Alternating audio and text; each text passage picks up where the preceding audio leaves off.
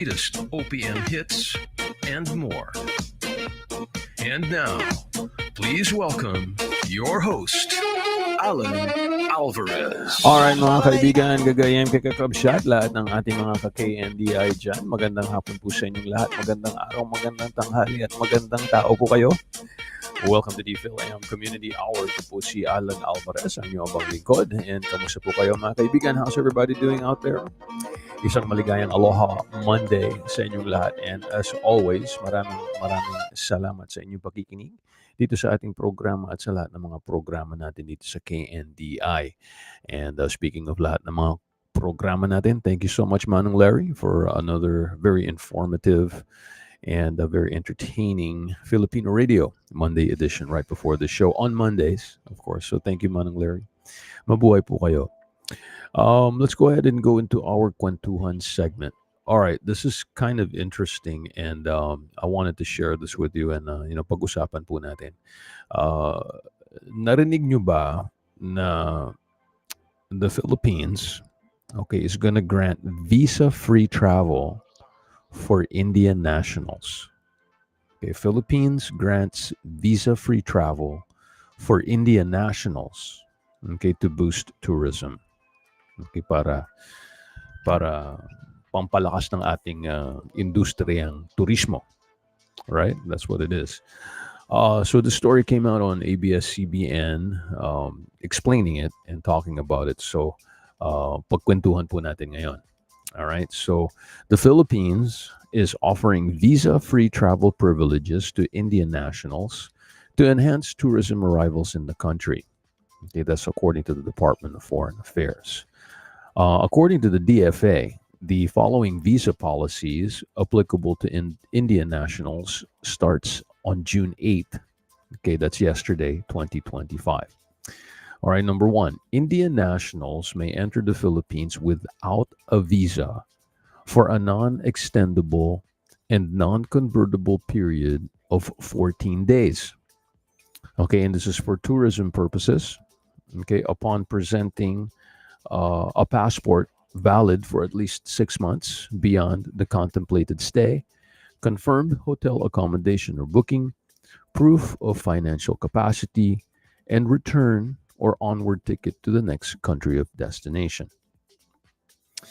Indian nationals holding valid and current American, Japanese, Australian, Canadian, Shenzhen, Singapore, or United Kingdom visas or residence permits may enter the Philippines without a visa for a non-extendable period of 30 days for tourism upon presenting a passport valid for at least 6 months before or beyond the contemplated stay, and return or onward ticket to the next country of destination. The DFA said that the visa-free privileges for Indian nationals may be availed of at any Philippine port of entry, but are not convertible to a visa-based stay or other admission status categories. The government department also said that the visiting Indian nationals must also not have any derogatory record with the Bureau of Immigration in order to be admitted into the country without a visa.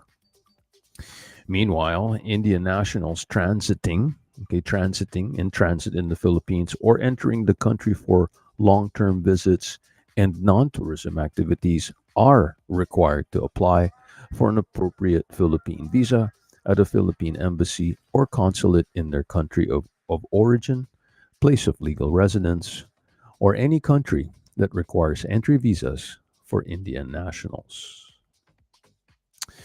So, anong tingin nyo guys? Philippines granting visa-free travel for Indian nationals. Okay, so at least nakalagay dito, it's only for about 14 days kung kayo po ay Indian nationals. Pero kung Indian nationals at meron po kayong Indian visa. And it seems like Indian nationals that are holding American visas, Japanese, Australian, Canadian, any other passport aside from Indian passport, they have 30 days. Okay, and but you have to show them that you have a booking, a confirmed booking. Your passport must be valid for at least 6 months beyond your stay in the Philippines. Okay, and then you have to show proof of financial capacity. Okay, and then a return or onward ticket to the next country of destination. So ang iniisip ko dito as kwentuhan is why not do this for other countries, di ba? Bakit lang India? But hindi natin gawin to. I guess siguro kung ASEAN kayo, you don't need, halimbawa, nasa Vietnam, you want to come to the Philippines, you don't really need a visa. You just show your passport because we're part of ASEAN. That's the same for any ASEAN country. Okay, but what if we want to attract, people from other countries that are not part of ASEAN? This is a great way to do it. um it's so easy kasi kung hindi ka kailangan mag-visa para pupunta sa isang bansa. Halimbawa, okay, for example, um when we go to Japan, okay, so dadaan kaming Japan pupuntang Pilipinas, if you have a US passport, you can stay in Japan, without a visa. I think you have up to 30 days. Okay. But if you don't have a but if I use my Philippine passport, they won't even let me out of the door. They won't let you in because you need a visa. So if you're a dual citizen and you hold two passports, okay, that's great, right? You can show your U.S. passport, or like what we do. We show our U.S. passports in Japan, and you can stay for a couple of days, 3 4 days, a week, 2 weeks, whatever you want, just for a little while, and then you don't need a visa. But if you show them your Philippine passport, you need a visa, right? They won't let you in. So it's so nice to be able to go, like, let's say, to Japan, and you don't need a visa. All right. Um, but people who hold a Philippine passport, yun, nahihirapan sila because you need a visa if you're from the if you're holding a Philippine passport, kailangan mo ng visa, pupunta ka sa Japan. Okay, so it's much harder, much easier if you have. So I can just imagine itong mga taga-India na pupunta sa Pilipinas na hindi na sila kailangan ng visa. I mean, that's going to be so easy for them. Parang nagta-travel lang sila within India, with a visa-free uh, requirement or non-requirement. Maybe we should do that to other countries too para ma-boost ang ating tourism. Kasi 'di ba nabalitaan natin nung isang araw, our tourism numbers are down, 'di ba? Tourism is way down. Kaya pinag-usapan natin yung mga Korean tourists, remember pinag-uusapan natin, it's down 21%. Chinese also down. Well, that's understandable kasi nakaano tayo sa mga Chinese, di ba? But for Japan, I don't know. Do you need a visa from Japan to the Philippines? I'm not sure. But if you can make them visa free, oh, they'll love coming to the Philippines. You don't need to get a visa. You just show them your passport. So easy. Napakadali. Nakakapunta doon. And hassle free. It's not just it's easy, it's hassle free. That's what you want when you go on vacation, di ba? Magbabakasyon kayo, ayan yung issue, right? You gusto nyo magpahinga or, just vacation, not think of anything. Certainly, kung hahanap mo kayo ng visa, wala kayong visa, hindi mo alam, well, you're in trouble. But you shouldn't be leaving the country without a visa anyway. Kung wala, I don't even think they'll let you on the plane. They'll be checking your visa at the entrance, right? When you check in for your seat. Um, anyway, it's a great idea. I wanted to share it with you. So maybe baka yung mga ibang bansa, bigyan na rin natin ng visa-free travel. Hindi lang sa mga Indian. I don't know why they chose India first. Hindi naman nakalagay dito, but siguro they're anticipating kasi nga ang daming Indian din sa Pilipinas. 'Di ba? There's so many. Hindi lang yung mga 5'6", okay, not just the 5'6", but there are legitimate Filipino Indians. One of my good friends when I was in college, or my MBA, when I went to master's school, his name was Rajiv Ramchandani, and he's a good friend of mine. He's Indian, pero Pilipinong-Pilipino siya. Nakakatagalog, nakakaintindi ng Tagalog. I mean, speaks better Tagalog than me. And, it was so nice to meet him because marami yung mga Indians sa Pilipinas na, you know, maybe that's why they gave it visa-free travel for Indians. Don't know what other country we could benefit from, pero siguro kung nasa Asia sila, it would really help to not require visas, coming to the Philippines.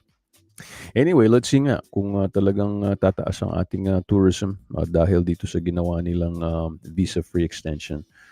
So I hope it works out, and we'll keep on the story. Sundan natin tong story on the visa-free travel for Indian nationals.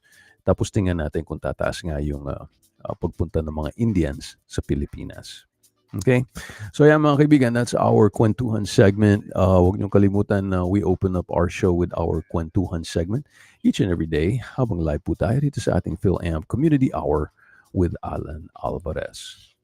Okay, so for today, we have a regular show format. So atid po natin sa inyo ating top 10 Pinoy trending, and then we'll do the featured real estate, and then we'll do the Ilocano hit of the day, and then punto contra punto, headline news from the Philippines, and then the thought for the rest of the day. And throughout all that, isisingit po natin ang ating mga OPMs, original Philippine music. So let's start off with, actually, here's a classic OPM song for you, mga kaibigan. And I think you know this.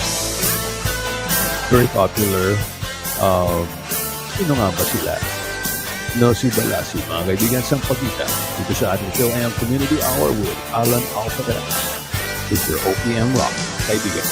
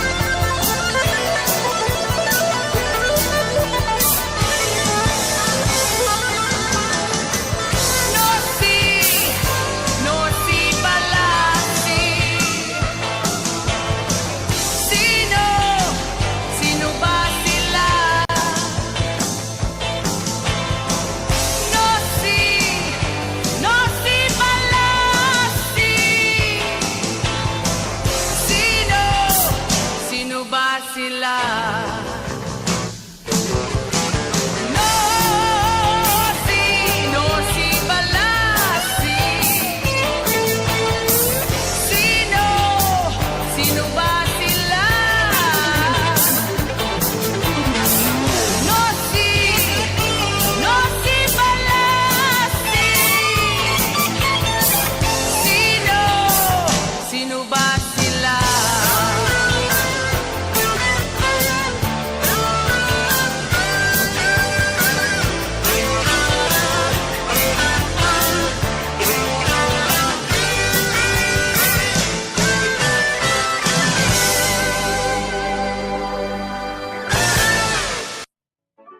Who's coming in the driveway?